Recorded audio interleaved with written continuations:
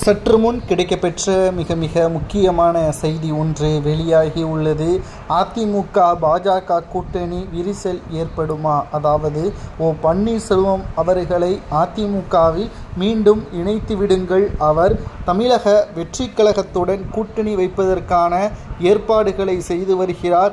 இது அதிமுகவின் தொண்டர்களை பிரிக்கும் நோக்கத்துடன் இருப்பதால் ஓபிஎஸ்ஐ அதிமுகவில் இணைத்து அதிமுகவின் தொண்டர்களை ஒரே நேர்கோட்டில் பயணிக்க செய்தால் மட்டும்தான் அதிமுகவின் வெற்றிக்கு வழிவகுக்கும் என்று பாஜக நேற்று மாலை அதிமுகவின் தலைமையிடம் தெரிவித்திருக்கிறது. அனைத்திந்திய அண்ணா திராவிட முன்னேற்றக் கழகம் கடந்த 8 தேர்தல்களில் மிகப்பெரிய தோல்வியை சந்தித்துள்ளது.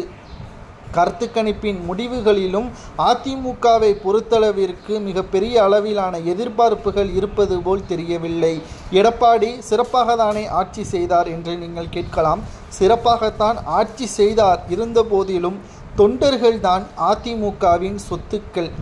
அதிமுகவில் 2-3 அணியாக செயல்பட்டு வருவதால் நிச்சயம் அதிமுகவின் தொண்டர்கள் மக்களிடம் எப்படி அதிமுகவின் வெற்றி வழியே கூறுவார்கள்?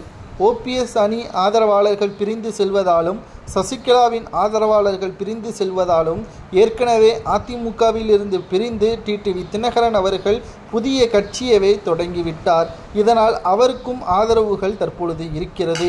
இவைகளை அனைத்தையும் வைத்து பார்க்கும் பொழுது எம்ஜிஆர் அவர்கள் உருவாக்கிய அதிமுக, ஜெயலலிதா அவர்களால் சிறப்பாக வழிநடத்தப்பட்ட அதிமுக தற்பொழுது எடப்பாடியால் கேள்விக்குறியாகவே இருக்கிறது என்ற ஒரு கேள்வியையும் நம்மால் முன்வைக்கப்பட்டு வருகிறது.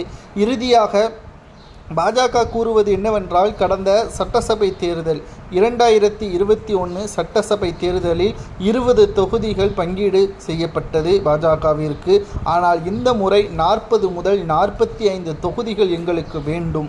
ஏனென்றால் தனி பெரும்பான்மையோடு நீங்கள் அதிமுக வெற்றி அடைவதற்கு வாய்ப்புகள் கிடையாது. எங்களுக்காவது தொகுதியை தாருங்கள், நாங்கள் யாரை வேட்பாளராக நிறுத்த வேண்டுமோ அவர்களை வேட்பாளராக நிறுத்திக் கொள்கிறோம் என்பதற்கேற்பதான் தற்பொழுது பாஜக அழுத்தம் கொடுத்து வருகிறது. இதற்கு எடப்பாடி மறுப்பு தெரிவித்தால், ஒன்று அதிமுகவில் ஓபிஎஸ்ஐயும் சசிகலாவையும் மீண்டும் இணைத்தால் 20 முதல் 25 அதிகபட்சம் 30 தொகுதிகள் வரை பங்கீடு செய்யப்படலாம் பாஜகவின் அழுத்தத்தால். ஆனால் கூட்டணியே இல்லை என்றால் நிச்சயம் அதிமுகவின் நிலைமையும் ஒட்டுமொத்தமாக ஓபிஎஸ் சசிகலா இவர்கள் இருவரும் தமிழக வெற்றி கழகத்திற்கு சென்றுவிட்டாலோ பேரழிவு அதிமுகவிற்கு.